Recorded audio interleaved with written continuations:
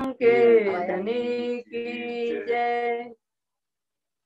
प्रणाम सुंदर साथ जी। यो करते कांजी ने ये बात श्री जी आगे करी।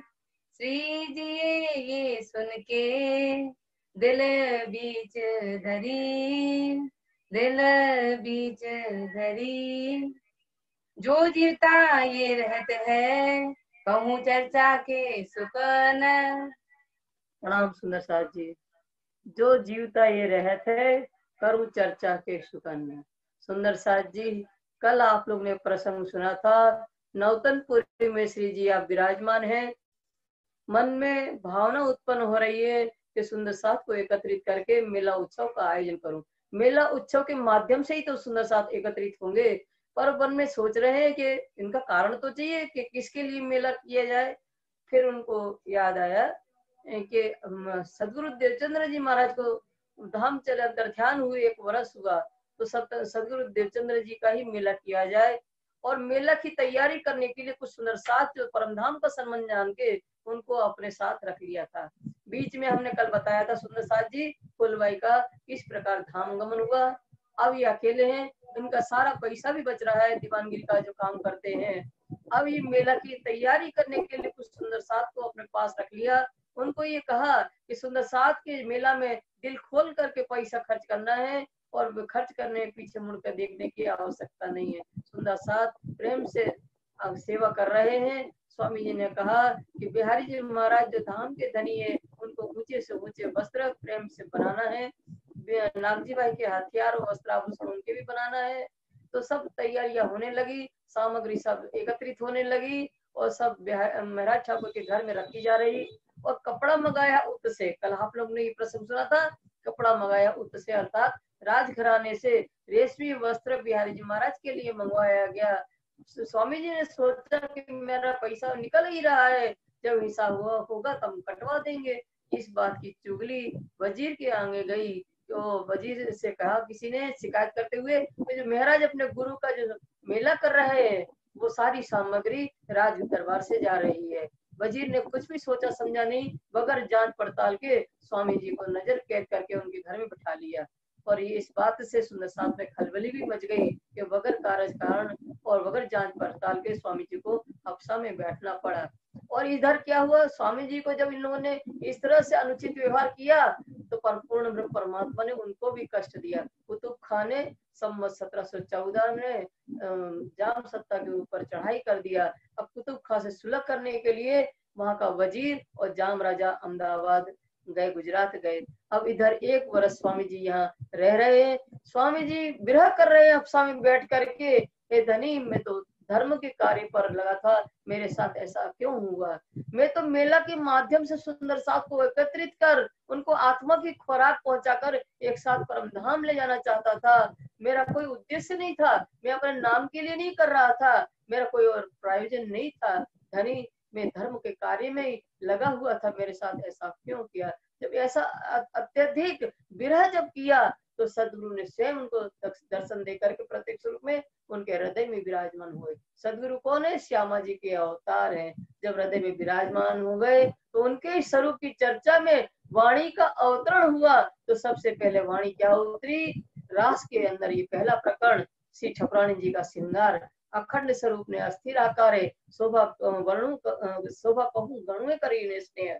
ये प्रकरण जो है ये पहले श्री ठकुरानी जी का प्रकरण अवतरित हुआ।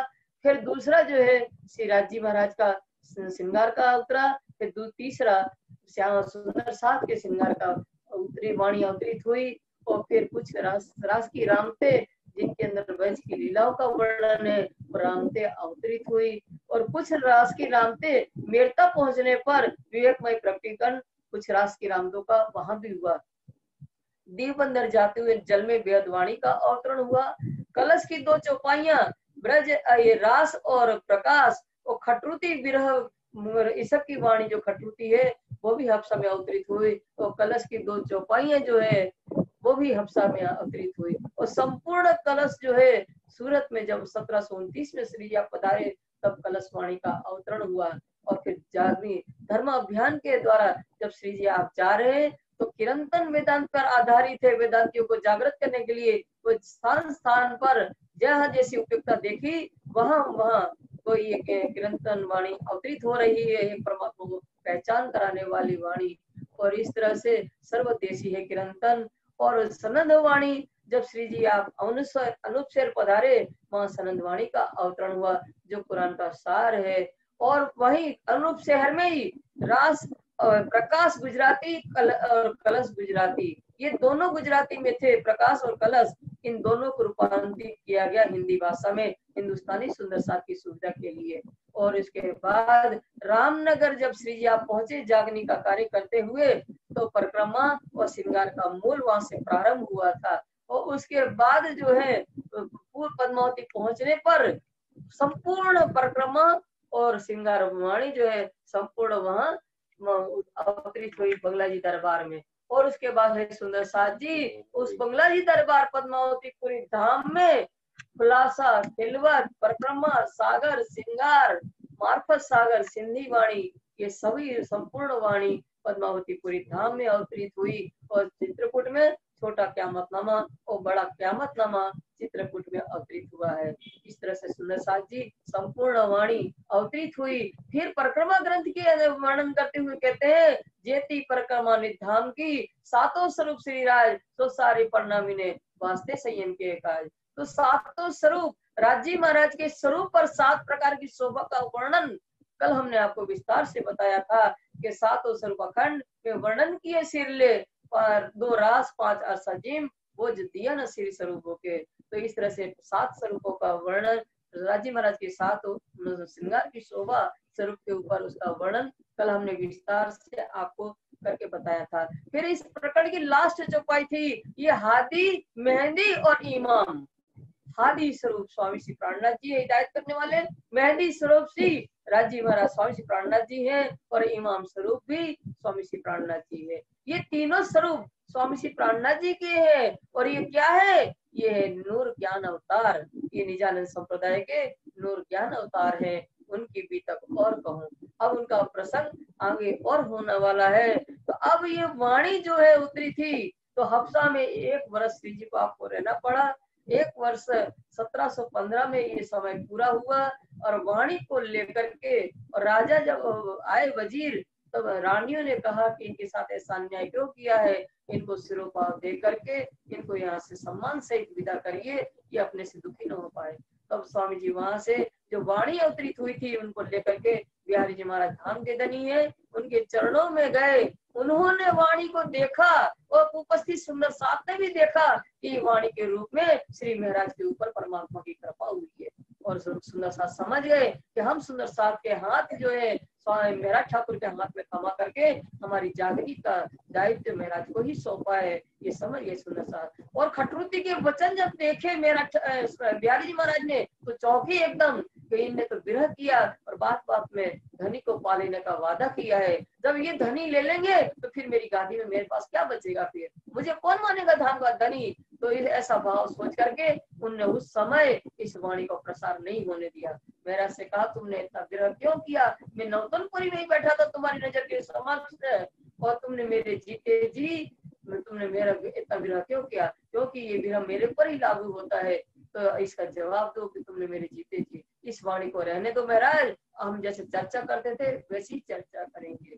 स्वामी जी वहाँ सम्मत 1716 वहां रहे और सम्मत 1716 में श्री जी आप सिरोपा में एक गांव भी मिला था भेंट के रूप में, जूनागढ़ के पास में है सोरठपुरा जोशी, सोरठपुरा में ये गांव है। तो बसाने जा रहे हैं, मार्ग में धोरा जी पड़ा, तो आपने सकल श्रवण किया था। तेज को और बाईजूराज को भी साथ में लिया।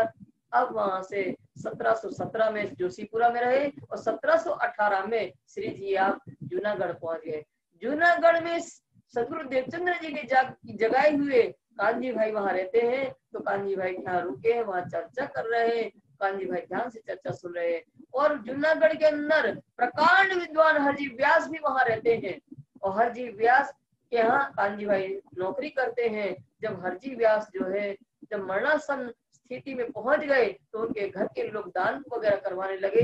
तो उसकी आत्मा सचेत हो गई। उन्होंने कहा ये दान पुण्य मुझसे क्यों करवाते हो, ये तो स्वर्ग का साधन है, मैं इस इंड का कर्मकांडी भोगी जीव नहीं हूँ, ये दान वगैरह मुझसे क्यों करवाते हो। और मैं 2 बात की पीड़ा यहाँ से लेकर के जा रहा हूँ कि जिस सिद्धांत को मैंने प्रतिपादित कर दिया उस सिद्धांत का किसी ने खंडन नहीं किया। ये 2 बात की पीड़ा मैं लेकर यहाँ से जा रहा हूँ। ये बात कांजी भाई ने सुनी तो उनको ये मन में लगा कि ये क्या इनके अंदर ब्रह्मोमिन के अंश है क्या, क्योंकि ये बात तो वही कह सकता है कि मैं इस इंड का नहीं हूँ, मैं इस कर्मकांडी भोगी जीव नहीं हूँ। ये तो कहे वासना धाम, परम धाम की वासना ही इस तरह से कह सकती है। अगर ये किसी प्रकार जीवित रहे तो इनके सारे गुमान को दूर किया जाए। और फिर कांजी भाई ने सारी बात स्वामी जी से बताई। स्वामी जी ने इस सब सुन करके अपने दिल में ले लिया।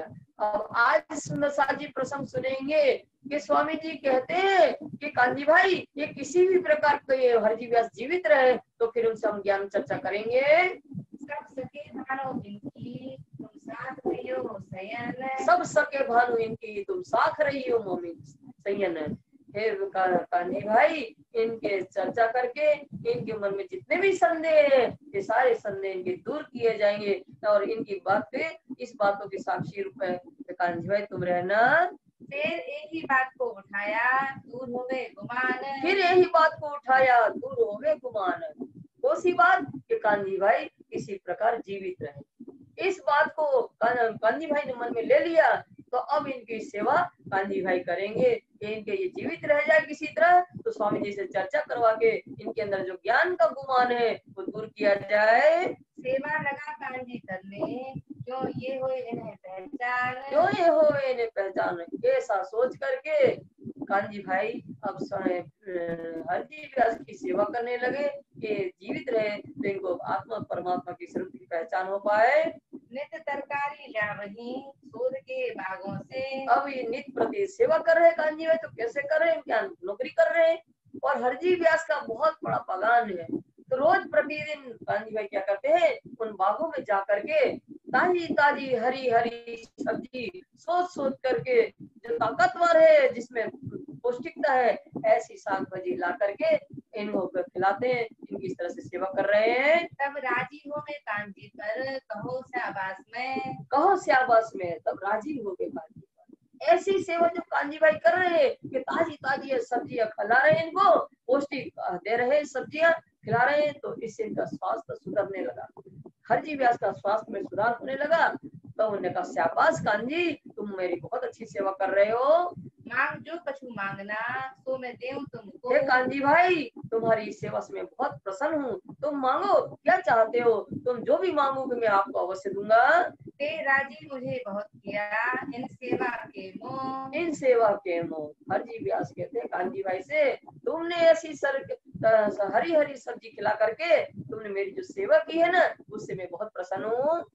जो 1000 रुपया दे रही मैं राजी ना इन पर, हरजी व्यास कांजी भाई से कह रहे हे कांजी भाई कोई मुझे 1000 रुपया भी देता ना, उस समय सुंदर साथ जी 1000 रुपया की बहुत कीमत होती थी, तो 1000 रुपया भी अगर कोई हमें दे दे उसके ऊपर भी हम इतना प्रसन्न नहीं होते। तेरी तरकारी की सेवा में खुशहाल हुआ इन पर, तेरी तरकारी की सेवा में खुशहाल हुआ इन पर। कांजी भाई तुमने जो हरी हरी सब्जी मुझे पौष्टिक सब्जी खिलाई है ना उस सेवा से मैं बहुत प्रसन्न हुआ हूँ। तब कहे कांजी ने मैं मांगूंगा आगे तुमसे, तब कांजी भाई ने हरजी व्यास से कहा हे व्यास जी हम भविष्य में आपसे जरूर मांग करेंगे। तुम तो मांगो तुम तो मुंह को दोगे जो है मेरे मन में, और फिर ये भी कहा कांजी भाई ने तो मुझे विश्वास है कि जो मेरे मन में जो भी बात है वो आप मेरी पूरी करोगे। यो करते नित्याने होए बहुत राजी, इस प्रकार नित्य प्रतिदिन जो ये कांजी भाई सेवा करते हैं ना उन सेवा से हरजी व्यास बहुत प्रसन्न हो रहे हैं। तब कांजी सो फिर कहा तेरी क्या करो साजी, फिर कांजी भाई से हरजी व्यास ने कहा हे कांजी भाई तुम्हारी ये सेवा जो तुम कर रहे हो ना इसके ऊपर ये उपकार का बदला मैं कैसे चुकाऊं। तब कांजी बोलिया मैं मांगत हूँ एक वस्त्र, तब कांजी भाई ने कहा हरजी व्यास से हे हरजी व्यास जी हम आपसे एक वस्तु मांगना चाहते हैं। एक साधु को सुनाओ चर्चा यही पाँव में कष्ट, यही पाँव में कष्ट है। कांजी कांजी भाई कह रहे हैं हरजी व्यास से कि आप जो है मेरे घर एक साधु महात्मा आए हैं, हे व्यास जी उनको आप ज्ञान चर्चा सुनाइए, यही मैं परिश्रमिक चाहता हूँ। शाबाश कांजी तुमको, क्या तुम मांगे मुझसे? शाबाश कांजी तुमको, क्या मांगा तुमसे? ये बात सुनकर के कांजी भाई की हरजी व्यास कहते हैं शाबाश कांजी, तुमने मेरे से क्या मांग किया? ये तो मेरा काम ही है चर्चा सुनाना, ये मेरी खुराक है, वो तुमने मुझसे मांग ली है। एक राज्य की सेवा मिले फिर चर्चा सुनाने के, फिर चर्चा सुनिए। एक तो तुमने हरी हरी सब्जी खिला करके मुझे मेरा स्वास्थ्य को सुधार कर दिया, इससे मैं प्रसन्न हूँ। और दूसरा जो तुमने ये चर्चा करने का जो मुझे सौभाग्य दिया है, इससे मैं बहुत ही आनंदित हुआ हूँ। गुलाब साहब भी कहाँ है? मैं चर्चा सुनाऊंगा है। तो कांजी भाई से कह रहे हैं जी व्यास, हे कांजी भाई वो साधु महात्मा कहाँ है? आप उनको बुलाइए, मैं उनसे ज्ञान चर्चा करना चाहता हूँ। मैं तो बहुत राजी भैया जो कोई ऐसा आहार पहुँचाए। मैं तो बहुत राजी भैया जो कोई ऐसा आहार पहुँचाए। हरजी व्यास कहते हैं मैं तुम्हारी इस बात से बहुत आनंदित हूँ, कोई मुझे कथा चर्चा रूपी आहार मेरी आत्मा को पहुँचाए, उससे मैं बहुत प्रसन्न होता हूँ। तब कांजी ने श्री जी सो कराए दिया मिलाप। तब कांजी भाई ने क्या किया? श्री जी से मुलाकात करवा दी। हरजी व्यास की श्री जी साहब से मुलाकात करवा दी। मिलते ही सुख उपजा करने चर्चा लगे आप। मिलते ही सुख उपजा, जैसे ही हरजी व्यास स्वामी से मिले तो वो बहुत आनंदित हुए हरजी व्यास, और उसके बाद दोनों बातें करने लगे आपस में। पूछी खबर इन उनको कहाँ बसो तुम साध है? पूछी खबर उन इनने कहाँ बसो तुम साध है? हरजी व्यास ने स्वामी से पूछा, हे साधु महाराज आप कहाँ के रहने वाले हो, कहाँ रहते हो? कहे हम तो है परदेश के, सुना तुम्हारा मता अगाध है। तो सुना तुम्हारा मता अगाध है। स्वामी जी जवाब दे रहे हैं, हे हरजी व्यास जी हम तो परदेशी हैं, तो आपके ज्ञान की महिमा सुनी थी कि आपका ज्ञान अगाध है, इसलिए हम चले आए। स्वामी जी झूठ नहीं कहा, क्योंकि ये देश ये मानवीय संसार आपका है और हम परदेशी है, हम तो परम धाम के रहने वाले हैं, हम तो परदेशी है, ये देश तो आपका है। भले साथ तुम आए मैं चर्चा सुनाओ तुमको। तब इसने कहते हैं हरजी व्यास जी, हे साधु महाराज आप भले पधारे, अब हम आपको आपसे ज्ञान चर्चा करेंगे। जो चर्चा कहो सो करूं तुम्हें राजी करो 300। जो चर्चा कहो सो करूं तुम्हें राजी करूं 300। हरजी व्यास स्वामी जी से कहते हैं जिस प्रसंग पर आप चर्चा सुनना चाहो हे साधु महाराज, हम उसी प्रसंग पर चर्चा करके आपको संतुष्ट कर देंगे। और गई उतरने अपनी बीच बाग में। और हरजी व्यास ने स्वामी जी को ठहरने के लिए अपने बाग में ही व्यवस्था कर दिया। अब होने लगी चर्चा भागवत के वचनों से। अब स्वामी जी से हरजी व्यास की चर्चा होने लगी। हरजी व्यास श्रीमद् भागवत कथा सुना रहे हैं श्री जी को। सुनत मास दो हुए तो राजी भाई मगन ने। सुनत मास दो हुए, दो महीना, एक है दो। सुनत मास दो हुए तो राजी भाई मगन। 2 महीना हुए चर्चा सुनते हुए, श्रीमद् भागवत कथा श्रवण करते हुए स्वामी जी को 2 महीना हुए, और दोनों मगन हैं। वक्ता भी मगन होकर के चर्चा सुना रहे हैं और श्रोता भी मगन होकर के चर्चा ध्यान से सुन रहे हैं। एक दिन ठोर नारायण की ताके कहे वचन ने। और एक दिन क्या हुआ, चर्चा के अंतर्गत 10वें स्कंद में भगवान नारायण का रहने का स्थान जो है उसका वर्णन हो रहा है। एक हीरे का मंदिर है ताको बड़ो विस्तार है। और उसमें वर्णन में आया कि एक ही हीरे का पूरा महल है और उसका बहुत बड़ा विस्तार है। कितना विस्तार है? 84 लाख योजन ने आपको करो विचार है। 84 लाख योजन का विस्तार वाला एक ही हीरे का महल है जो आदिनारायण के रहने का स्थान है। और वो उसका विचार करो, उसका मनन करो और उसका ध्यान करिए। ये ठोरे की सो मुहे खाओ सुकन ने। अब स्वामी जी प्रश्न करे व्यास जी, ये स्थान किसका है? जो हीरे का महल है 84 लाख योजन का विस्तार वाला, वो किसका रहने का स्थान है? तब जवाब व्यास से दिया होए के जिन मगन ने। और मगन होकर के प्रसन्नचित होकर के व्यास जी जवाब दे रहे हैं इस प्रश्न का।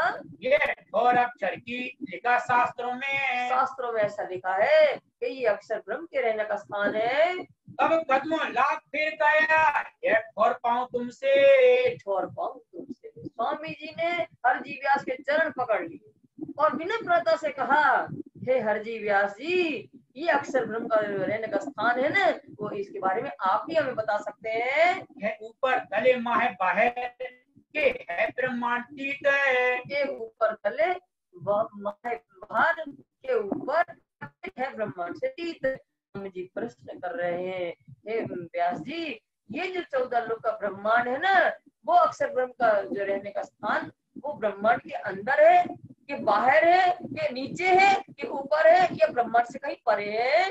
मुझको कहो समझाए कि ये जो ठोर अतीत है, ये जो ठोर अतीत है, ये अतीत सर्वश्रेष्ठ स्थान है, उसके बारे में मुझे स्पष्ट करके बताइए व्यास जी। 5 तत्व 3 गुण और मूल प्रकृति है। 5 गुण, 5 तत्व 3 गुण और मूल प्रकृति। हे व्यास जी, आपने दूसरे स्कंद के 5वें अध्याय में विराट का वर्णन करते हुए मैं बताया था कि 5 तत्व 3 गुण और मूल प्रकृति तक ये जब महाप्रलय होता है सब नाश हो जाता है। इनको नाश तुम करो, ये घोर अक्षर की विराट का वर्णन करते समय आपने कहा ये सभी का नाश हो जाता है मूल प्रकृति तक, तो फिर वो अक्षर ब्रह्म का स्थान कहाँ रहता है?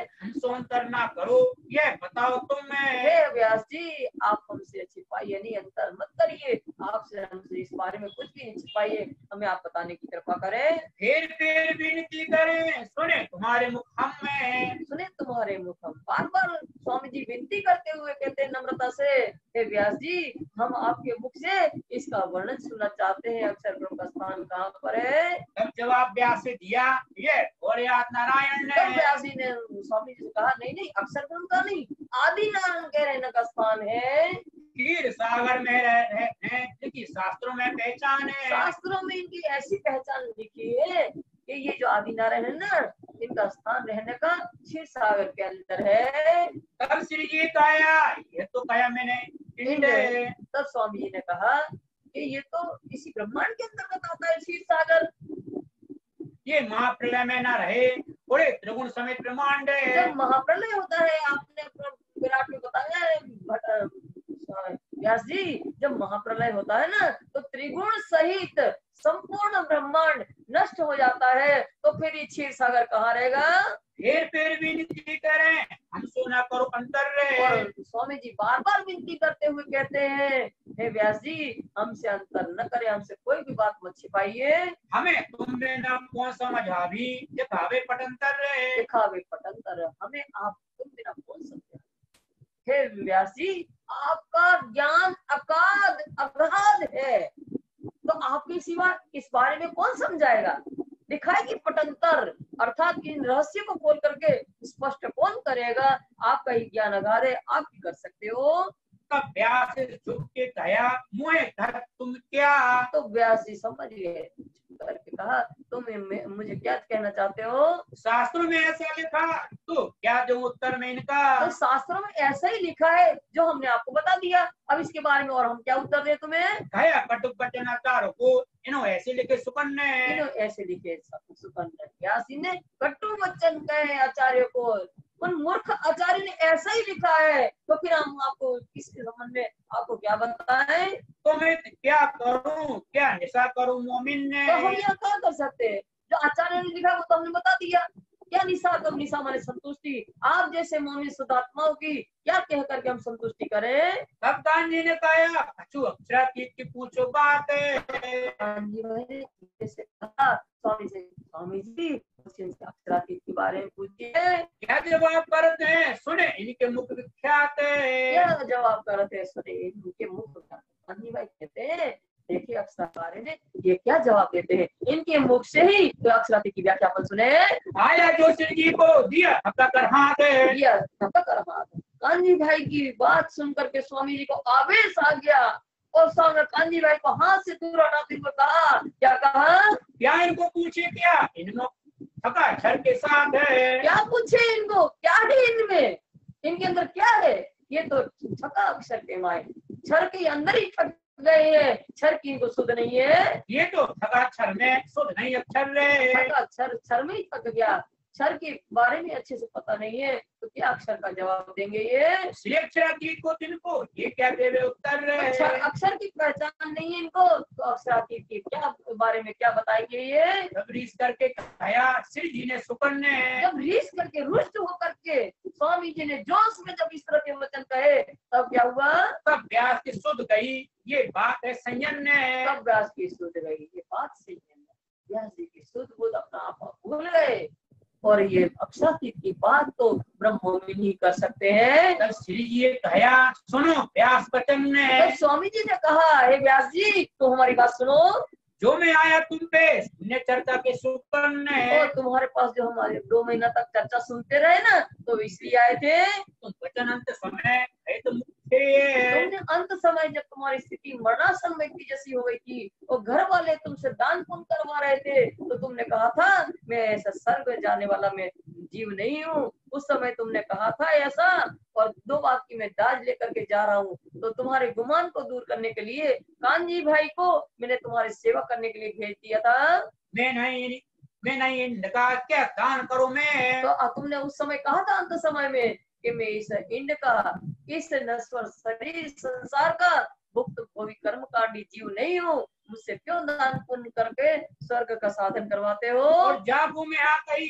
अभी ना कही किन्ने, और जिस सिद्धांत को मैंने हाँ कह दिया उस सिद्धांत को किसी ने भी खंडन नहीं किया है। इस वास्ते गुमान आने में भेजा तुम पर संयम ने, तो इसलिए तुम्हारे ज्ञान के गुमान को दूर करने के लिए मैंने कानजी भाई को तुम्हारी सेवा करने के लिए भेजा था। हमको पटाए हक ने तुमको राखे किन्ने, मुझे जो है तुम्हारे पास पूर्ण ब्रह्म परमात्मा ने प्रेरणा देकर के भेजा है और तुम्हें जीवित जो रखा है उसी परमात्मा ने तुम्हें जिंदा रखा है। जिन पर मेहर भगवान की गुमान ठान करे रोशन ने, जिन पर मेहर भगवान की गुमान ठान करे रोशन है, जिनके ऊपर परमात्मा की कृपा होती है उनके हृदय से ज्ञान के गुमान को दूर करके सत्य ज्ञान का प्रकाश कर देते हैं। तब व्यास वचन कहे हे भगत राजे, तब व्यास जी ने स्वामी जी से कहा हे भक्त राज, भक्तों में श्रेष्ठ भगत राज, मैं कहा यूं ही कर रहे मेरा रत्ना इनका मेरा अर्थ इनका है। मैंने कहा ये ऊपर है, मेरा कहने का उद्देश्य यही था कि कोई तो ऐसा मिले कि मेरे ज्ञान के गुमान को दूर कर दे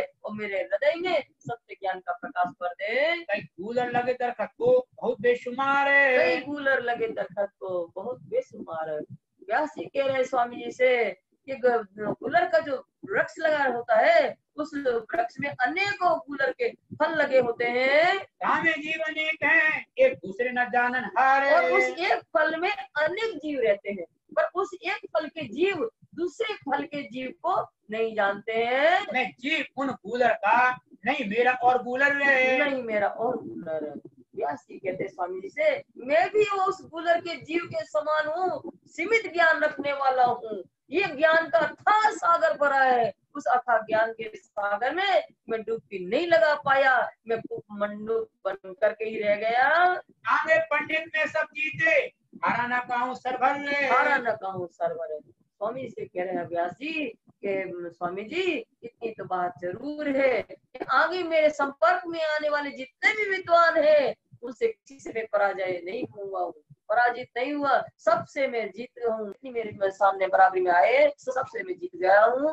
आज मैं छोड़े हथियार आगे तुम्हारे सब पे, आपके सामने मैंने सब ज्ञान की चतुराई की जो हथियार है हमने आपके सामने डाल दिए हैं। तुम कहती भेजे हक के आए मेरे सबब पे, आए मेरे सबब भेजिए निश्चय तुम्हें मेरे लिए ही पूर्ण बताओ ने हमें भेजा है और मेरी आत्मा को जागृत करने के लिए तुम आप आए हो। लोगों बताओ तुम वह जो रहा मुस्तकीम है, वह बताओ तुम वो राह जो मुस्तकीम, मुस्तकीम अर्थात सच्चा सीधा रास्ता, सरातल मुस्तकीम परमात्मा को प्राप्त करने का जो मार्ग है सच्चा सीधा। स्वामी जी आप मुझे वो बताइए। मैं तो बचू नहीं जानते, मुझे दिखाओ अजीब वो दिखाओ अजीब, मैं कुछ नहीं जानता। व्यास जी कहते हैं परमात्मा के बारे में मैं कुछ नहीं जान रहा हूँ स्वामी जी, मुझे वो अजीम वो श्रेष्ठ धाम के आप दर्शन करवा दीजिए। चेताम को इनका कहाँ लो भाई सोहबत है। व्यास के अंदर जितना अंकुर था उतना ही स्वामी जी के साथ उनका सत्संग हुआ, ज्ञान चर्चा हुई। फिर दिन से जुदे पड़े आए श्री नौतन कोई चित्त, हर जी व्यास से अलग होकर के स्वामी जी नौतनपुरी के लिए रवाना हो रहे हैं। संवत 1719 से इस तरह कुतुब खान और है संवत 1719 में क्या हुआ, जामनगर देश के ऊपर कुतुब खान ने फिर से चढ़ाई कर दिया। उते इल्हाम हुआ थी ब्रह्म सृष्टि की पहचान और है। इल्हाम हुआ थी ब्रह्म सृष्टि की पहचान। वो तो माने जूनागढ़ में ही स्वामी जी को बैठ करके वही इल्हाम माने आंतरिक प्रेरणा हुई थी ब्रह्म सृष्टि की पहचान।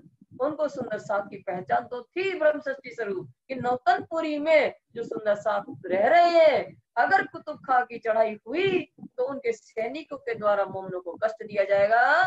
कसाला उत्साह को एक उत बैठे। अब वहां बैठे जूनागढ़ में बैठे मोमनों के ऊपर जो कष्ट होना था उसका आभास जो है स्वामी जी को वही हो गया। तब दौड़ा है बिहारी जी पे आए बातें करिए। तब वहां से जूनागढ़ से भागते हुए आए और बिहारी जी महाराज से इस संबंध में बात करके फिर से दीवानगिरी का काम हाथ में लेंगे।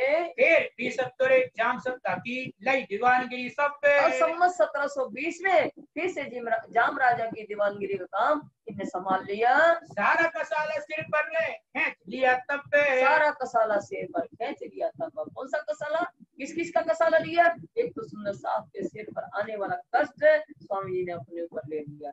दूसरा जाम राजा के ऊपर जो कष्ट आने वाला था वो भी स्वामी जी ने अपने सिर पर ले लिया। यहाँ से फिर गुजरात गए वजीर संग जाम में। यहाँ से फिर गुजरात गए वजीर संग जाम। यहाँ से मनी नौतनपुरी से कुतुब खां से सुलह करने के लिए जाम राजा और उनका वजीर और आप स्वामी जी दीवान है, तो उनसे सुलह करने गए। तो सुलह जब करने गए तो क्या हुआ वहां, तो वहां जो थे कुतुब खां ने कहा, हे जाम राजा, आपके ऊपर 9 लाख कोरी टैक्स बनता है, वो टैक्स आप चुका दो। तब इन्होंने कहा हमारे पास तो 8 लाख कोरी टैक्स है। तो 8 लाख कोरी जो था वो उन्हें जाम राजा ने कुतुब खां को दे दिया और 1 लाख कोरी जो बाकी थी उसके बदले में दीवान को गिरवे रख दिया। ये बात जो है लल्लू भट्ट की विदक जो वर्तमान दीपक है उसमें सारा प्रसंग लिखा है। जब इनको गिरवी रखा है तो कुतुब खां ने कहा कि 1 महीना में आप ये 1 लाख पूरी नहीं चुकाते हो तो आपके दीवान को फांसी दे दी जाएगी। उनका ठीक है। अब ये तो चले आए सुलह करके। दीवान जो है स्वामी जी वहां गिरवे हो गए उनके कुतुब खां के यहाँ। ये बात कानजी भाई को पता चला। कानजी भाई को पता चला और फांसी का समय जो है नजदीक आ रहा है। तो उनने क्या किया, कानजी भाई ने तेज कुंवर बाजी राज के कपड़े पहने और कपड़े पहन करके पर्दा प्रथा थी घूंघट करके गए वहां जहाँ स्वामी जी नजर कैद में थे। वहां गए रमदावर और जाकर के वहां सिपाही जो बैठा था पहरे पर उन्होंने कहा, अरे भाई तू कौन है, कहाँ चली आ रही है? अरे कौन क्या, वो मेरे पति है और पति की फांसी होने वाली है इसलिए हम आए उनसे मिलने के लिए।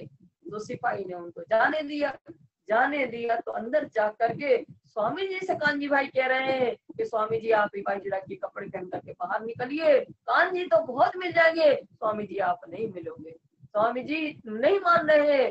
फिर जिद करी कानजी भाई ने, स्वामी जी सुंदर साहब की जागनी का काम अधूरा पड़ा है और जागनी आपसे ही होनी है, इसलिए स्वामी जी आप निकलिए, आप राज्य महाराज का आदेश मान करके निकलिए। धनी ने जब कानजी भाई ने जिद किया, स्वामी अक्षराती का आदेश मान करके बाईजी राज के कपड़े पहन करके और अपने स्थान पर कानजी भाई को वहां बैठा करके निकले। तब पछे गत मत मारी है। 3 युद्ध की था फरी 3 युद्ध कौन कौन से हुए थे? खेता भाई का धन लेने गए थे और पर्दा कर ली थी, ये पहला युद्ध। दूसरा युद्ध फूलबाई का धाम गमन का युद्ध है, तो कोई गुनाह नहीं किया था तो फूलबाई का परित्याग करना पड़ा था। और तीसरा युद्ध जो है धर्म के कार्य में लगे थे फिर भी हफ्सा में बैठना पड़ा, ये तीसरा युद्ध। ये 3 युद्ध की था में फरी पछे गत मत मारी हरी। ये माया ने हमारी गति और मति दोनों हर लिया कि बाईजू राज का कपड़ा पहन करके और कानजी भाई को अपने स्थान पर कुर्बान के लिए बैठा दिया तो और निकले को मैंने कहा मेरी गति और मति माया ने दोनों हर ली। तो इस तरह से वहां से जब निकले तो फिर क्या हुआ, और कानजी भाई को भी सुंदर साथी फांसी नहीं हुई। जब फांसी का दिन आया तो देख कानजी भाई को देखा बड़ी हुई दाढ़ी बड़ी हुई थी जैसे कोई पीर हो, ऐसे जोशीली आवाज में बोला उनने, अरे सत्ता के नशे में चोर बादशाह के नुमाइंदो, जब कजा होगी तब उस कजा के तख्त पर रहमान रहीम अल अल रहीम, खुदा अल्लाह ताला जब न्याय के तख्त पर बैठेंगे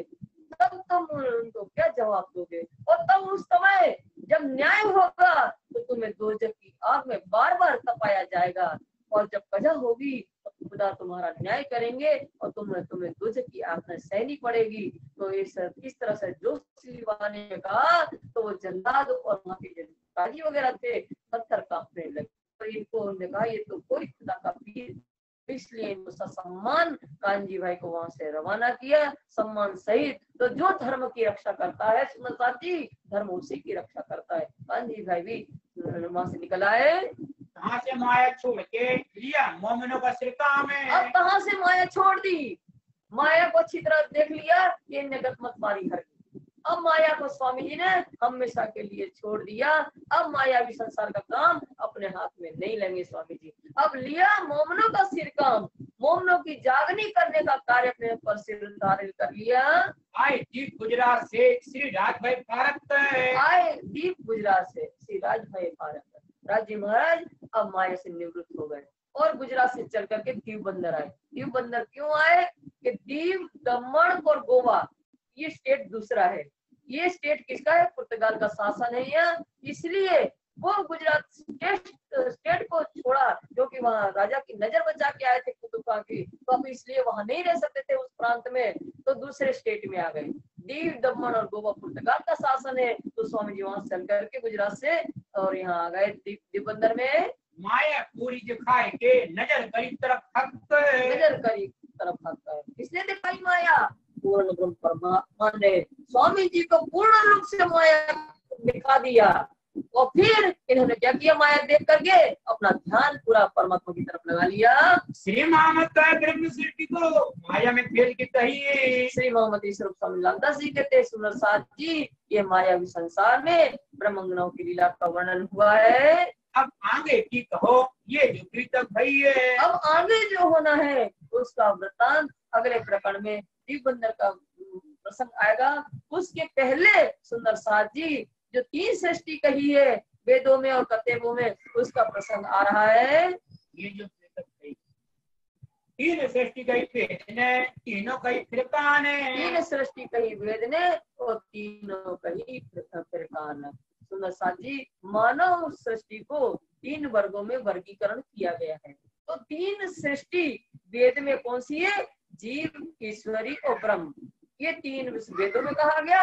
और कतेब में क्या कहा है? आम खलक और आम खास और खासल खास, ये 3 सृष्टि का वर्णन कतेब ग्रंथ में इस प्रकार है। और तीनों पानी साधु में तामे संयम में पहचान है। तामे संयम में पहचान, और तीनों साधु संतों की वाणी में इस तरह से कहा है, जीव, हंस और परमहंस करके साधु संतों की वाणी में कहा है।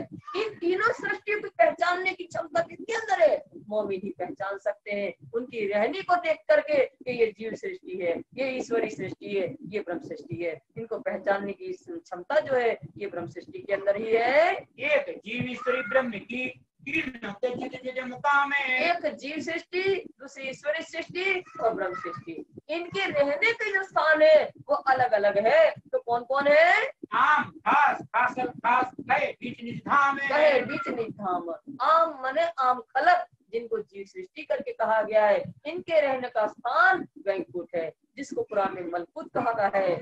और खास, जो खास है, जिसको ईश्वरी सृष्टि करके कहा गया है, इनके रहने का स्थान अक्षरधाम है, जिसको जबरुत करके भी कहा गया है। और जो ब्रह्म सृष्टि है, खास स्वरूप ब्रह्म सृष्टि, उनका रहने का स्थान क्या है? सो बीच निज धाम, परम धाम की रहने वाली है। श्रेष्ठ ब्रह्म साथ है जहाँ मोहम्मद दिया पैगाम है। या को मोहम्मद दिया पैगाम है। सृष्टि साथ है ब्रह्म, ब्रह्म स्वरूप, ब्रह्म सृष्टि स्वरूप सुंदर साथ है। और जिनके लिए पैगाम दिया मोहम्मद ने, मोहम्मद साहब 1000 वर्ष है ब्रह्मंगना को आने के पहले, संसार में 1000 वर्ष पहले ही हमारे लिए पैगाम लाए थे मोहम्मद साहब। जो हमारा पैगाम तो लाए थे कुरान के माध्यम से, वो कैसा था? रहस्यमय ढंग से, संकेतों में था। तो उन रहस्य को खोलने के लिए इमाम है। और वो उस रहस्य को खोलने की चाबी ईसा रूह अल्लाह जो है, वो पूर्ण ब्रह्म परमात्मा की आनंद श्यामो पारानी के स्वरूप जो देवचंद्र जी महाराज है वो तारतम्य ज्ञान रूपी चाबी ले आए। पर सुंदर साथ जी कई ताले ऐसे रहते हैं उससे कल रहती है, वो कल जो जानता है वही ताला खोल सकता है। चाबी भले हाथ में हो पर वो कल न जानते हुए उसका ताला नहीं खुल सकता है। तो वो कल कौन जानता था? इमाम मेहदी स्वरूप स्वामी श्री प्राणनाथ जी जानते थे। तो तारतम्य ज्ञान रूपी चाबी इमाम मेहदी स्वरूप स्वामी प्राणनाथ जी को दे दी गई। बुद्ध जागृत अवतार और इन रहस्यों को कौन जाहिर करेगा? विजयाभिनंद जागृत बुद्धि के अवतार, बुद्ध जागृत अवतार, जागृत बुद्धि के अवतार स्वामी श्री प्राणनाथ है। वही तारतम्य ज्ञान के द्वारा उन रहस्य को जाहिर करेंगे। तो विजयाभिनंद कौन है सुंदर साथ जी? विजयाभिनंद वो है जो हरिद्वार के कुंभ के मेले में पूरा हिंदू धर्म वहां एकत्रित था। 4 बड़े बड़े संप्रदाय के धर्माचार्य वहां थे, 6 शास्त्र के आचार्य थे और 10 नाम सन्यासी थे वहां। उस समय पूरा हिंदू धर्म था। उन सबके बीच में स्वामी जी ने बताया कि जिनको तुम ब्रह्म कहते हो वो तो चारों प्रकार के प्रलय में नष्ट हो जाता है। इसी ब्रह्मांड के अंतर्गत की बात करते हो आप, अपने धर्म की, संप्रदाय की, ब्रह्म की जो बात करते हो वो तो नष्ट हो जाने वाला है। अखंड पूर्ण ब्रह्म परमात्मा कहाँ रहते हैं? एक ब्रह्म की पहचान करवाई स्वामी प्राणनाथ जी ने और सबके बीच में विजय प्राप्त किया। जब विजय प्राप्त किया तो सभी धर्म आचार्यों ने उनका अभिनंदन किया, स्वामी जी का अभिनंदन किया।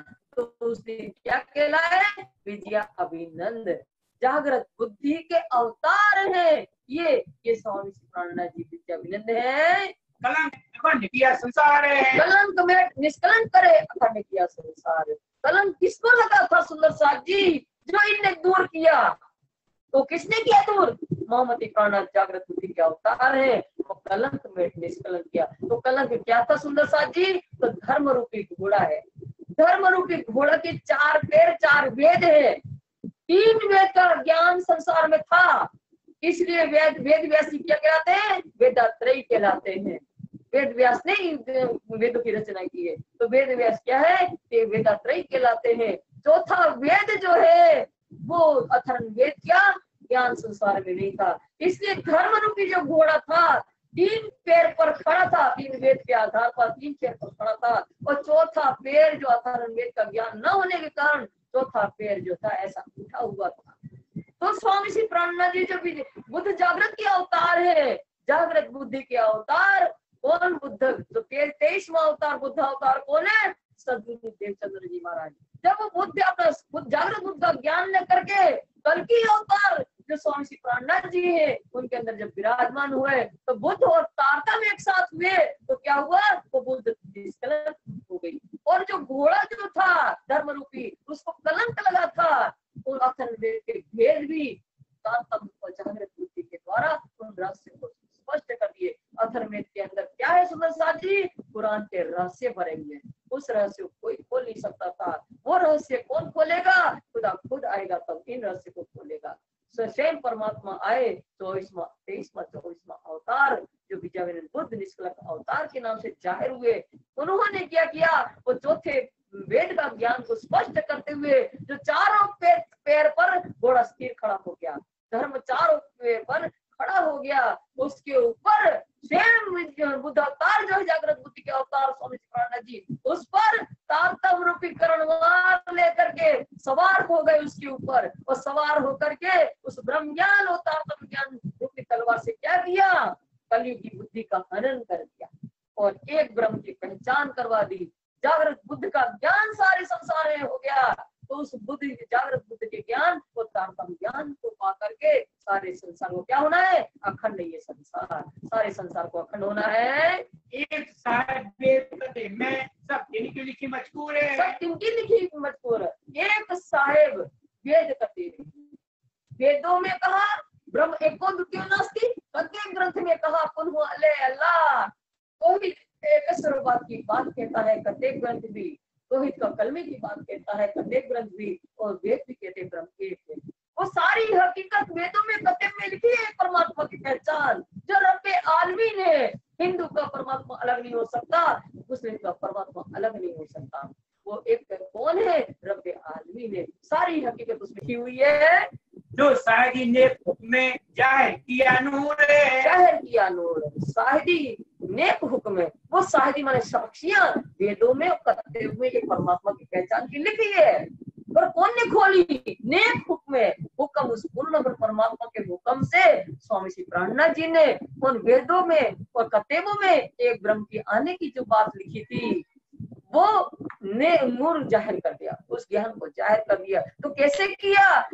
सुंदर साथी, जब हिंदू धर्म वाले मानने वाले कतेब ग्रंथ को पढ़ना पसंद नहीं करते हैं और कतेब धर्म को मानने वाले हिंदू धर्म जो है गीता भागवत वगैरह को पढ़ना पसंद नहीं करते हैं, तो वो एक परमात्मा कौन है रब्बे आलमीन कैसे पता चलेगा? महमती प्राणनाथ जी ने अपनी कुलजम वाणी में चारों वेदों का सार और 4 कतेब ग्रंथ का सार, अंजील तौरे जम्बुल कुरान का सार इस वाणी के अंदर रख दिया और 5वां वेद ससम वेद का सार भी इस वाणी के द्वारा रख दिया और इस सबका सार निकाल करके एक परमात्मा की पहचान करवाई कि वेदों में गया है कि निष्कलंक अवतार को आना है, वो कतेब ग्रंथ में कहा है आखिरुल जमा इमाम मेहदी को आना है।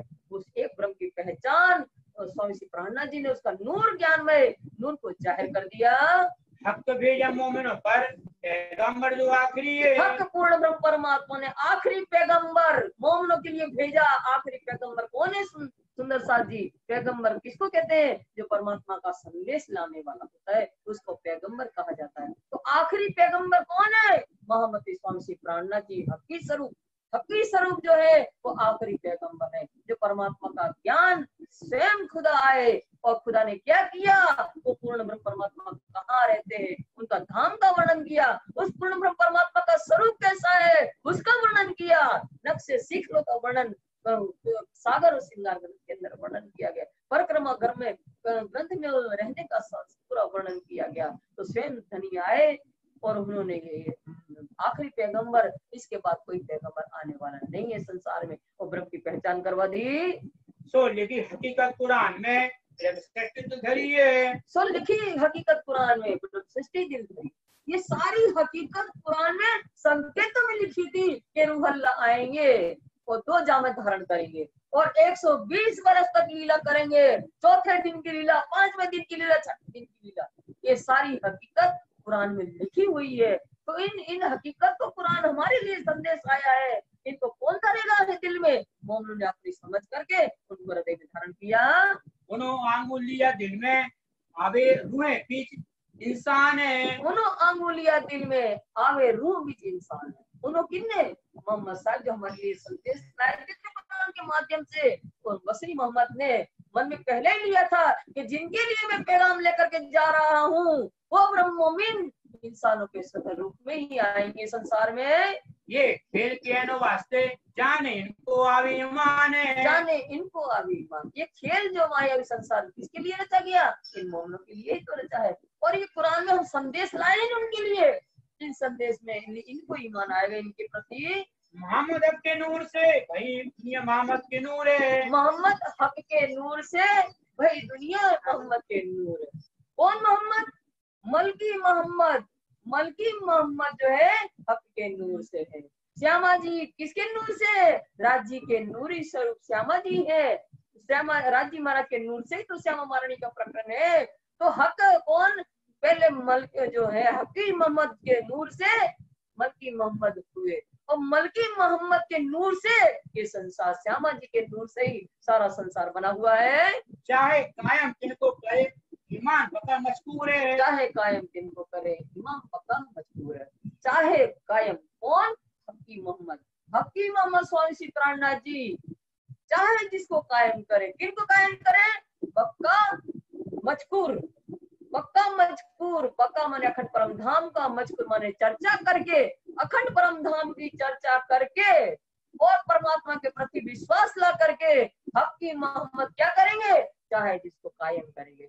उनके ऊपर विश्वास आएगा तो क्या करेंगे? उनको 8 किस्तों में कायम मिल जानी है। पैगंबर का मासा देवे सब ईमान है, देवे सब ईमान है। पैगंबर आखिरी पैगंबर स्वामी श्री प्राणनाथ जी का माजजा था, चमत्कार क्या है कि सारे संसार के लोगों को, चाहे हिंदू चाहे मुसलमान, सबको ईमान देंगे। किनके प्रति?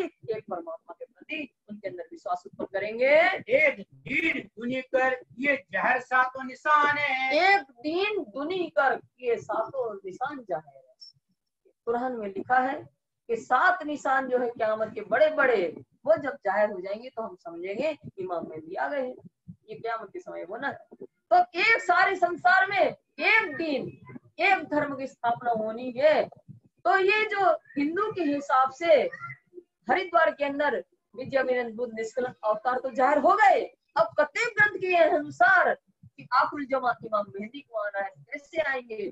तब जब 7 निशान क़यामत के हैं वो जब स्पष्ट हो जाएंगे तब वो समझेंगे कि इमाम मेहदी आए गए। तो सुंदर साथ जी क़यामत के जो 7 निशान है उनकी अब व्याख्या 2 मिनट में करते हैं। सुंदर साथ जो धाम चले वो यहाँ से निकल रहे हैं, इसलिए उनके दर्शन करके उनको प्रणाम करके फिर आगे बढ़ा रहेंगे प्रसंग।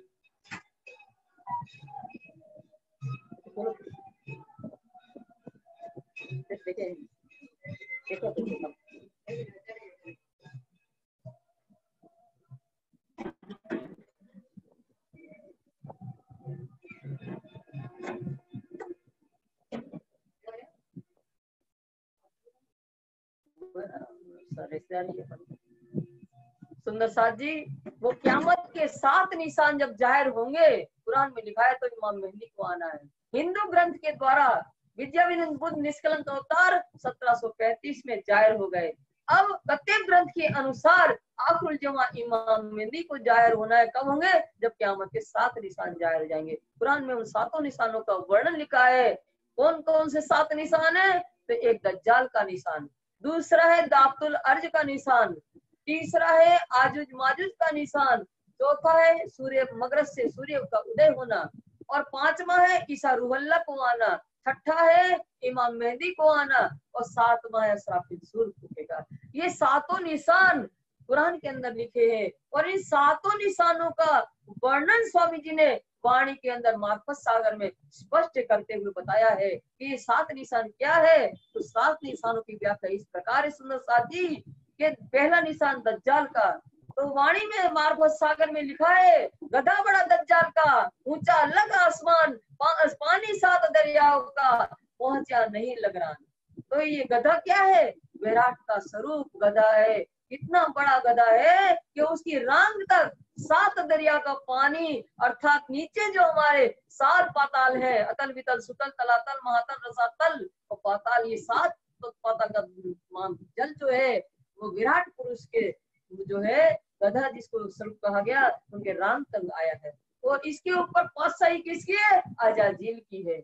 इसके ऊपर कौन सवार है? अजाजिल, जिनको विष्णु भगवान कहा है। उस अजाजिल के अंदर कौन बैठा है? मन का फरिश्ता इब्लिस बैठा है जो दज्जाल का स्वरूप है। क्यों दज्जाल का स्वरूप है? क्योंकि इनको एक आंख से काना कहा गया है। ये परमात्मा की तरफ नहीं लगने देता है और मनुष्य को संसार में ही भटकाता है। और विष्णु के मन का फरिश्ता नारद कहते हैं क्योंकि ये भी मनुष्य को इतना चंचल बनाता है कि परमात्मा की तरफ नहीं लगने देता, अपनी ही सेवा करवाता है, इसलिए इनको एक आंख से काना कहा गया है।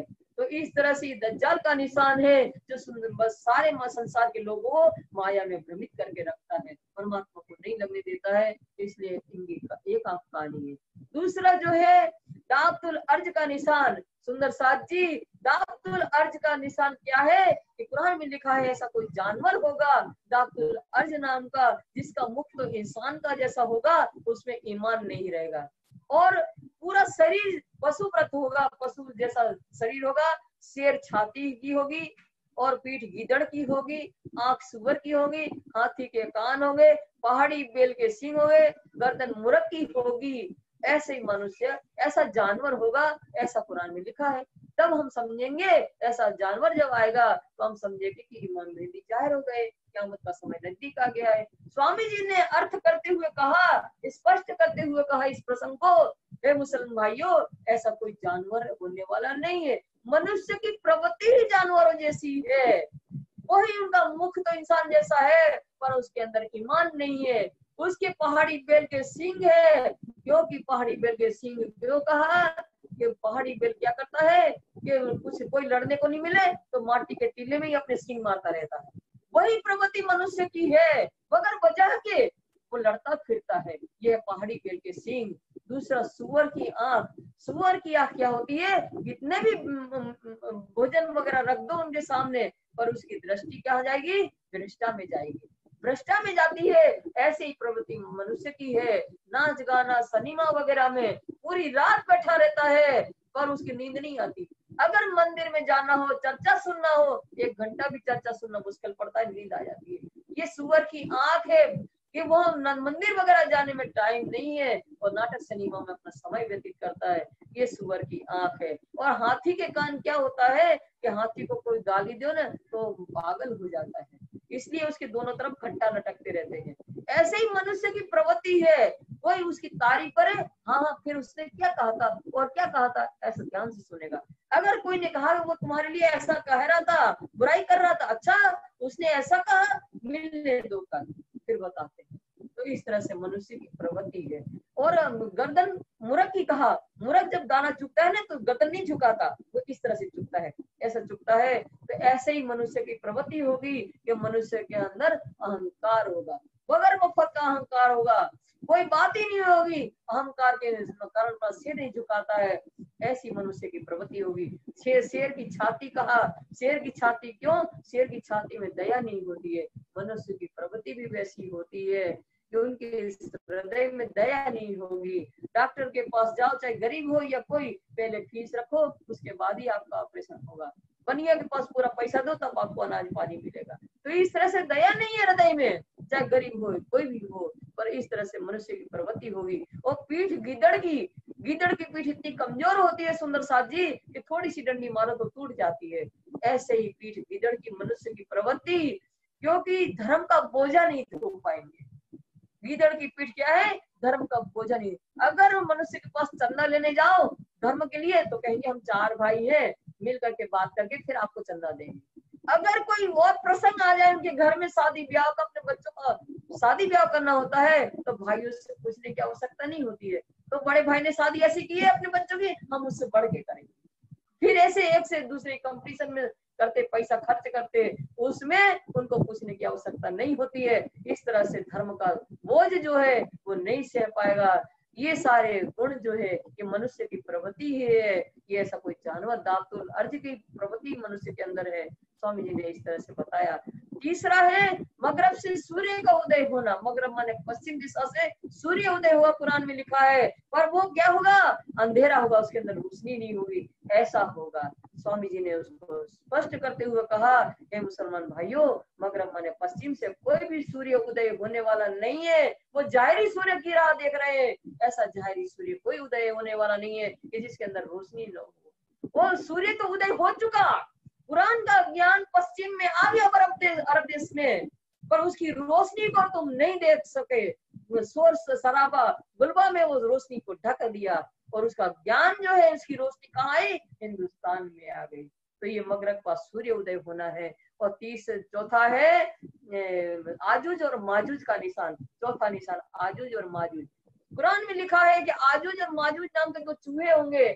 आजूज जो है सफेद रंग का चूहा होगा, वो 100 गज का लंबा होगा, और माजूज जो है वो काले रंग का चूहा है और 1 गज का चूहा होगा। और इनकी 3 फौजें होगी, सुबह तुला सामा, ये 3 फौजें होगी। और जो इनकी 4 लाख कौम होगी, और सिकंदर बादशाह की बनाई हुई अष्टधात की जो दीवार है उसको ये चाटेंगे दोनों चूहे। और चाटते हुए जब पतली हो जाती है तो कहते हैं इंशाअल्लाह ताला चाहेंगे तो कल इसको तोड़ देंगे। स्वामी जी ने इस रहस्य को स्पष्ट करते हुए बताया, हे मुसलमान भाइयों, ऐसा कोई भी सिकंदर बादशाह ने अष्ट धातु की दीवार संसार में नहीं बनाई है।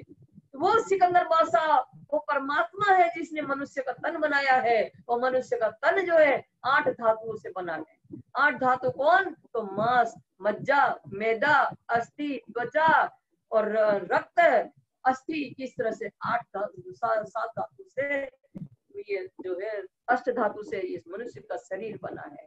और 2 चूहा कौन है? आजूज और माजूज। आजूज 100 गज का चूहा सफेद रंग का क्या है? दिन है। दिन रूपी चूहा सफेद रंग का है और 100 गज का लंबा है। इसलिए कहा है कि मनुष्य की चित्तवृत्ति दिन में 100 तरफ जाती है। और आज माजूज जो है काले रंग का चूहा, जिसको रात्रि करके कहा है, और 1 गज का लंबा इसलिए कहा है तो मनुष्य जब सो जाता है उसकी चित्तवृत्ति एक तरफ ही रहती है, इसलिए वो 1 गज का कहा है।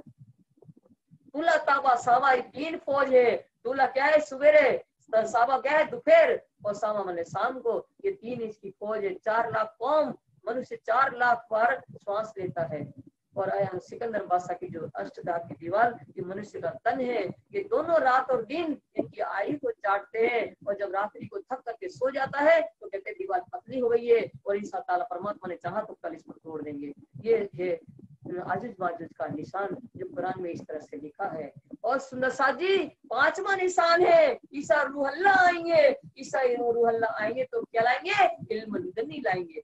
इल्म लुदन्नी, वो लुदन्नी जो संसार में उसका ज्ञान नहीं, इल्म माने नहीं, दुनिया माने दुनिया, जो दुनिया में ज्ञान नहीं है वो लुदन्नी क्या है, तारतम ज्ञान लेकर के आएंगे। और तारतम ज्ञान लेकर के आएंगे तो क्या करेंगे, वो 250 हाथ इमाम मेहदी सर्व स्वामी श्री प्राणनाथ जी के हाथ में वो तारतम ज्ञान रूपी लुदन्नी दे करके, और क्या करेंगे इमाम मेहदी सर्व स्वामी श्री प्राणनाथ जी तारतम ज्ञान के द्वारा क्या करेंगे, 6ठे दिन की लीला। 6ठे दिन की लीला क्या है, जो ब्रह्मंगनाएं खेल देखने आई थी और सो गई, माया में लिप्त हो गई, उनकी आत्मा मुर्दे के समान हो गई। तो ये कब्र रूपी शरीर के अंदर जो आत्मा मुर्दे के समान हो गई है, वो तारतम ज्ञान के द्वारा कब्रों से मुर्दे उठाने की लीला करेंगे। ये इमाम मेहदी का स्वरूप की लीला, 6ठे दिन की लीला। और 7वें दिन क्या होना है, असराफिल सूर फूकेगा। 7वां दिन नहीं, 7वां निशान क़यामत का, असराफिल को सूर फूकना। असराफिल जागृत बुद्धि का फिरिश्ता, तारतम ज्ञान रूपी सूर पहले फूक चुका 1735 में। जो बड़े बड़े पहाड़ जैसे बैठे थे धर्माचार्य, ज्ञान का झूठा अहंकार लेकर के, जो स्वामी श्री प्राणनाथ जी के अंदर बैठ करके तारतम रूपी सूर फूका गया, तो उनके ज्ञान जो थे बड़े बड़े पहाड़ घमंड के, वो सब रुई के माप को हल्के होकर के उड़ गए, झूठे ज्ञान उड़ गया।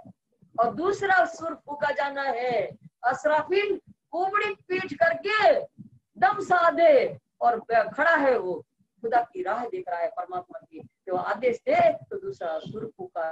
एक सूर्य उड़ाए के दिए, दूसरे सुर कायम किए, तो दूसरा सुर की राह देख रहा है कि जब उदय तो कायम हो जानी है। तो ये 7 निशान जब इमाम मेहदी स्वामी प्राणनाथ ने जिन्हें जाहिर किए, तो इमाम मेहदी भी जाहिर हो गए।